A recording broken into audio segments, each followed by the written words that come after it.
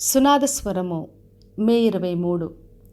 విడవబడిన దానవని ఇక మీదట నీవనబడవు, పాడైనదని ఇకను నీ దేశం గూర్చి చెప్పబడదు. యెషయా గ్రంథము 62వ అధ్యాయము 4వ వచనం. మరి దేవుడు ఈ రోజున ప్రజల కొరకు, దేశం కొరకు వాగ్దానం చేస్తున్నాడు. ఇక మీదట విడవబడిందని చెప్పబడవు, పాడైందని నీ దేశం గురించి చెప్పబడదు అంటున్నాడు. మరి దేవుడు ఎప్పుడు కూడా పాడైపోయిన దేశమును, ప్రజలందరినీ బాగు చేసి తన కొరకు హెప్సిబాగా, బ్యూలాగా చేసుకుంటాడు. మరి ఇశ్రాయేలు ప్రజల్ని చూసినప్పుడు వాళ్ళందరూ చెరలోకి వెళ్ళి చెదరగొట్టబడ్డారు.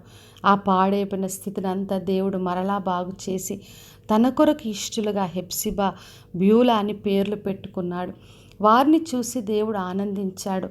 పెళ్లి కుమారుడు పెళ్లి కుమార్తెను చూసి సంతోషించినట్టుగా దేవుడు తన ప్రజలను చూసి సంతోషించే దేవుడు. తన కొరకు ఇష్టలుగా చేసుకుంటాడు.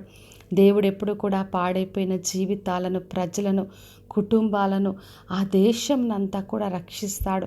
ప్రతి పాపమును క్షమించి సరిచేస్తాడు. మరి ఇర్మియా గ్రంథం 33వ అధ్యాయం 10వ వచనం రాయబడింది.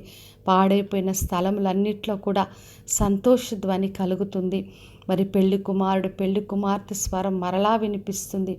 యెహోవా మంచివాడని చెప్పి అందరూ కూడా స్తుతి చేయలాగున పాడైనవన్నీ కూడా నేను బాగు చేస్తానని ప్రభు బయలుపరిచాడు.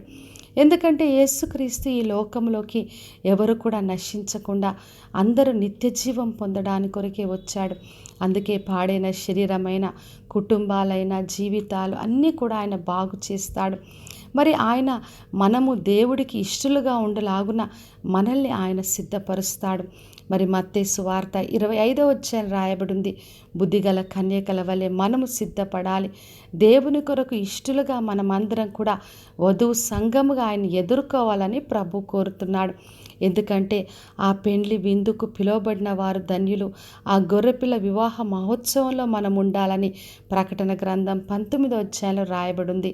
కాబట్టి నా ప్రియ సహోదరి సహోదర, ఇక మీదట విడవబడినట్టుగా, పాడైనట్టుగా మనము, మన దేశం పిలువబడదు.